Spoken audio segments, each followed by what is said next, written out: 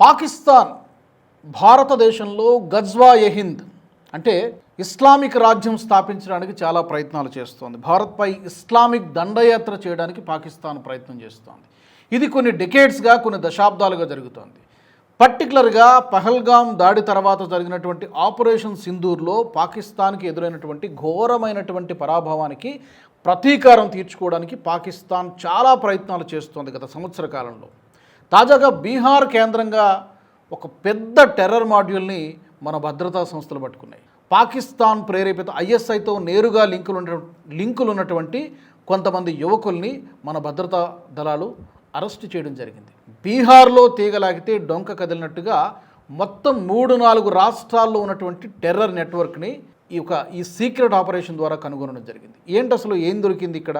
ఒకటేసారి 4 రాష్ట్రాల్లో రక్తపాతం సృష్టించడానికి పాకిస్తాన్ గూఢచార సంస్థ ఐఎస్ఐ చాలా పెద్ద ప్లానే వేసింది. గతంలో ఢిల్లీలో ఏదైతే ఒక సూసైడ్ కార్ బాంబ్ ఏ విధంగా అటాక్ జరిగిందో అంతకంటే పెద్ద బ్లాస్ట్ చేయడానికి 4 రాష్ట్రాల్లో ఒకేసారి బ్లాస్ట్ చేయడానికి ప్లాన్ చేసింది. అయితే అదృష్టం కొద్దీ కూడా మన నిఘా సంస్థలు, మన NIA, ATS, anti terrorist squad, అలాగే స్టేట్ పోలీసులు కలిసి సమర్థవంతంగా పనిచేయడంతో, ముందుగానే సమాచారం రావడంతో ఒక పెద్ద ముప్పు తప్పింది. ఒకసారి చూద్దాం మనం ఏ విధంగా దీన్ని ట్రాక్ చేశారు. విచిత్రం ఏంటంటే గతంలో జరిగినటువంటి మాడ్యూల్లో కాకుండా ఒక కార్పొరేట్ కంపెనీ పేరుతో ఒక టెర్రర్ సిండికేట్ నడిపించారు. అంటే బయటికి కార్పొరేట్ కంపెనీలా కనబడుతుంది.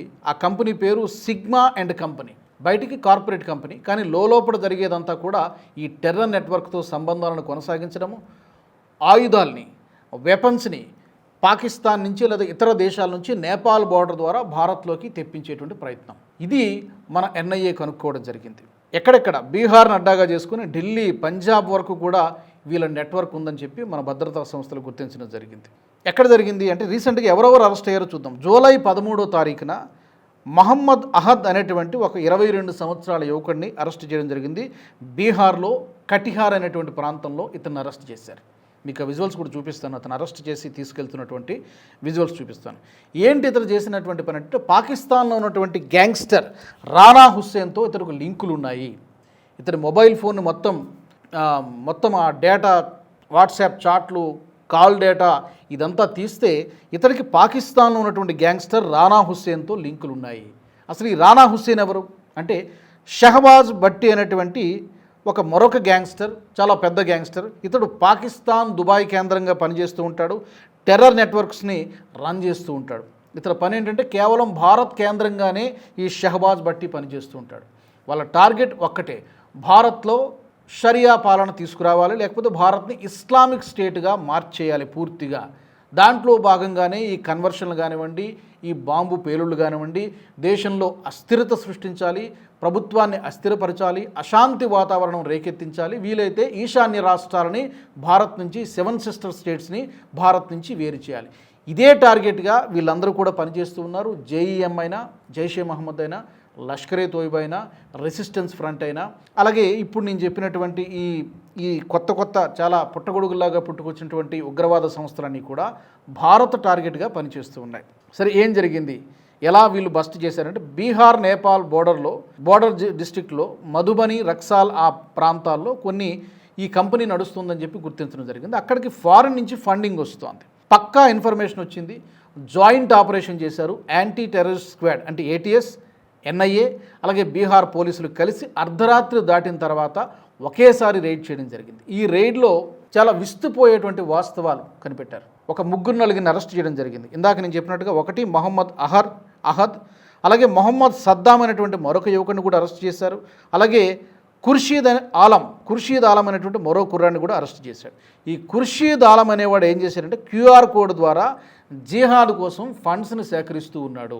అలాగే ఇక్కడ లోకల్గా ఉన్నటువంటి ఈ 3-4 రాష్ట్రాలు అంటే బీహార్, ఢిల్లీ, పంజాబ్, ఉత్తరప్రదేశ్ రాష్ట్రాల్లో టెర్రర్ నెట్వర్క్ కోసం ఇక్కడ కొంతమంది యువకులను బ్రెయిన్ వాష్ చేసి వాళ్ళని రిక్రూట్ చేసుకుని వాళ్ళకి ట్రైనింగ్ ఇవ్వడానికి పీఓజేకి తీసుకెళ్తూ ఉన్నారు. సో చాలా పెద్ద టెర్రర్ నెట్వర్క్ని మన భద్రతా సిబ్బంది, ఏటీఎస్, ఎన్ఐఏ కలిపి, ఈవెన్ బీహార్ పోలీసులు కూడా ఈ సీక్రెట్ ఆపరేషన్లో ఉన్నారు. వాళ్ళు కూడా దీన్ని బస్ట్ చేయడం జరిగింది. అసలు ఏంటి సిగ్మా అండ్ కంపెనీ ఏంటి? ఎప్పుడు కూడా ఈ పేరు వినబడలేదు. ఈ ముఠా బయట ప్రపంచానికి కేవలం ఒక బిజినెస్ కంపెనీలాగా కనబడుతోంది, కానీ లోపల జరిగేది మాత్రం ఆయుధాల స్మగ్లింగ్ చేస్తూ ఉన్నారు.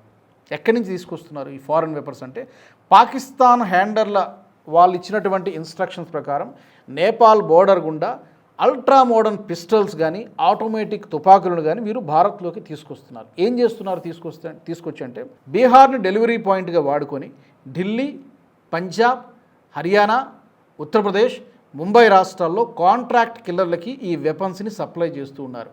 టార్గెట్ కిల్లింగ్స్, పెద్ద ఎత్తున వసూలుకు పాల్పడము, ఈ ఆయుధాలను వాడాలనేది వాళ్ళ యొక్క ప్లాన్గా కనబడుతుంది. కొద్ది రోజుల కిందట మనం ఒక వార్త చూసాం, అది ఒక సంచలన వార్త. యూపీ సీఎం యోగి ఆదిత్యనాథ్గా ఒక పెద్ద కుట్ర ఏదో జరుగుతోంది. యోగి ఆదిత్యనాథ్ని టార్గెట్గా చేసుకుని అతని తాలూకు వివరాలను, అతని తాలూకు టూర్ షెడ్యూల్, ఈ నెలలో ఎక్కడెక్కడికి వెళ్తారు, యోగి యొక్క షెడ్యూల్ ఏంటి, డే టు డే షెడ్యూల్ ఏంటి, నెక్స్ట్ ప్లాన్ ఏంటి, ఇదంతా కూడా ఒక యువకుడిని అరెస్ట్ చేస్తే అతని దగ్గర యోగి షెడ్యూల్ మాత్రం ఉంది. అఫ్కోర్స్ అంత ఈజీ కాదు, చాలా టైట్ సెక్యూరిటీ ఉంటుంది. బట్ యోగి టార్గెట్గా, మోదీ టార్గెట్గా, మొన్నటికి మనం ఒకటి చెప్పుకున్నాం వార్త, ఆర్ఎస్ఎస్ చీఫ్గా ఉన్నటువంటి మోహన్ భాగవత్ టార్గెట్గా కూడా అతను ప్రయాణం చేసినటువంటి ట్రైన్పై కూడా అటాక్స్ జరిగాయి. సో పెద్ద కుట్ర జరుగుతోంది ఈ విదేశీ వెపన్స్ని ఇక్కడ తీసుకురావడము. తర్వాత స్లీపర్ సెల్స్ కూడా చాలా పెద్ద ఎత్తున బయటపడ్డాయి, స్పయింగ్ చేస్తున్నారు. వీళ్ళు వాడుతున్నటువంటి సిమ్ కార్డులు కూడా ట్రేస్ చేయడానికి వీలు కానటువంటి ఏమంటారు వాటిని వర్చువల్ సిమ్ కార్డ్స్ అంటారు. ఫారెన్ వర్చువల్ నెంబర్లతో ఐఎస్ఐ ప్రేరేపిత వాళ్ళు సపోర్ట్ చేసినటువంటి ఐఎస్ఐతో లింకులు ఉన్నట్టుగా తెలుస్తోంది. సో అక్కడి నుంచి ఫండింగ్ వస్తోంది, ఆయుధాలు వస్తున్నాయి, ఒక్కోసారి డ్రగ్స్ని సప్లై చేస్తున్నారు. మొత్తానికి భారత్లో అలజడి సృష్టించడమే ఈ నెట్వర్క్ పనిచేస్తోంది. ఇక్కడి నుంచి వీళ్ళు చేస్తున్నటువంటి ఇంకొక పెద్ద ఈ విచారణలో బయటకు వచ్చినటువంటి విషయాలు ఏంటంటే, మన దేశంలో ఉన్నటువంటి ఆర్మీ కదలికలు గురించి ఇక్కడి నుంచి వీడియోలు తీయడము, ఫొటోస్ తీయడము, ఇక్కడి నుంచి ఆ సెన్సిటివ్ ఇన్ఫర్మేషన్ని అక్కడికి ఐఎస్ఐకి నేరుగా పంపిస్తున్నారు. మనం కొద్ది రోజుల కిందట మనం ఒక వీడియో చేసాం. రైల్వే స్టేషన్లో ఉన్నటువంటి కొన్ని డిఫెన్స్ ఏరియాలో ఉన్నటువంటి సీసీ కెమెరాల యొక్క ఫుటేజ్ నేరుగా లైవ్ ద్వారా అక్కడికి వెళ్ళిపోతుంది. ఇది మన భద్రతా సంస్థలు చాలా లేటుగా గమనించాయి, దాదాపుగా 3-4 నెలల తర్వాత గమనించాయి. సో ఇక్కడనే మినిట్ టు మినిట్ ఏం జరుగుతుందో పాకిస్తాన్ ఐఎస్ఐకి తెలిసిపోతుంది. తద్వారా చాలా కుట్రలు పనడానికి ఆస్కారం ఉంది. మొత్తానికి దేశానికి ఒక పెద్ద ముప్పు అయితే తప్పింది ఈ యొక్క టెర్రర్ మాడ్యూల్ను బస్ట్ చేయడం ద్వారా. అంటే రిలాక్స్ కావచ్చు అంటే డెఫినెట్గా కాదు. ఎందుకంటే గడిచిన 6 నెలల్లో ఇలాంటి టెర్రర్ మాడ్యూల్స్ ఒక 10కి పైగా మన భద్రతా సంస్థలు భగ్నం చేశాయి. ఎప్పటికప్పుడు అక్కడి నుంచి వచ్చినటువంటి ప్రొవోకేటివ్ స్టేట్మెంట్స్ కూడా మనకి అలాగే కనబడుతున్నాయి. అటు అసెంబ్లీ నుంచి వచ్చినటువంటి స్టేట్మెంట్స్ కానీ, షహబాజ్ షరీఫ్ నుంచి వస్తున్నటువంటి స్టేట్మెంట్స్ కానీ, బిలావల్ భుట్టో నుంచి వస్తున్నటువంటి స్టేట్మెంట్స్ కానీ, మీరు ఇండస్ వాటర్ ట్రీటీని అబేయన్స్ నుంచి తొలగించకపోతే మేము నయారా కంపెనీపై రిఫైనరీపై దాడి చేస్తాం, మీ డ్యాములను పేల్చేస్తాం, మీ మతపరమైనటువంటి ప్రార్థనా స్థలాలు టార్గెట్గా చేసుకొని మేము దాడులు చేస్తామని చెప్పి రకరకాలుగా బెదిరింపులు చేసేటువంటి ప్రయత్నం చేస్తున్నారు. ఆందోళన చెందాల్సినటువంటి అవసరం లేదు, కానీ అప్రమత్తంగా ఉండాల్సినటువంటి సమయం డెఫినెట్గా ఇది. ఎందుకంటే డెఫినెట్గా వాళ్ళ వెనకాల చైనా ఉండి ప్రోత్సహిస్తోందని తెలుసు, ఇంకో పక్క అమెరికా కూడా ఇండైరెక్ట్గా ప్రోత్సహిస్తోందని తెలుసు. అమెరికాకి ఉన్నటువంటి ఇంట్రెస్ట్ అక్కడ ఉన్నటువంటి సహజ వనరుల్ని కొల్లగొట్టడము, రెండోది ఆసియా ఖండంలో వాళ్ళకంటూ ఒక బేస్ ఉండాలి కాబట్టి ఆ బేస్ కోసము పాకిస్తాన్ ఉపయోగించుకుంటుంది. కైరానా హిల్స్లో అమెరికాకు చెందినటువంటి న్యూక్లియర్ వెపన్స్ కూడా ఉన్నాయని చాలామంది చెప్తుంటారు.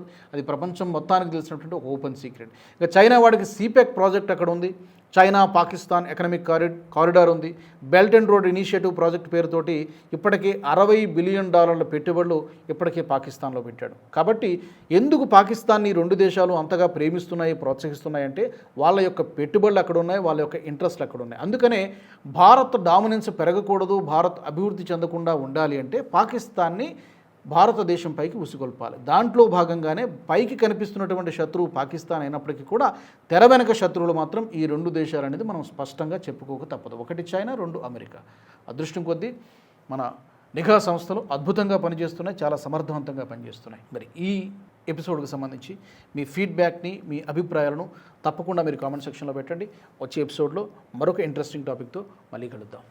జై హింద్. ఈ వీడియో మీకు నచ్చినట్టయితే లైక్ చేయండి, 10 మందికి షేర్ చేయండి. అలాగే కామెంట్ల రూపంలో మీ అభిప్రాయాలను మాతో పంచుకోండి. Nationalist hub group of channels ను సబ్స్క్రైబ్ చేసుకుని తెలుగునాట జాతీయవాద జర్నలిజాన్ని ప్రోత్సహించండి. ఈ వీడియో కింద ఉన్న బెల్ ఐకాన్ పై క్లిక్ చేయడం మర్చిపోవద్దు.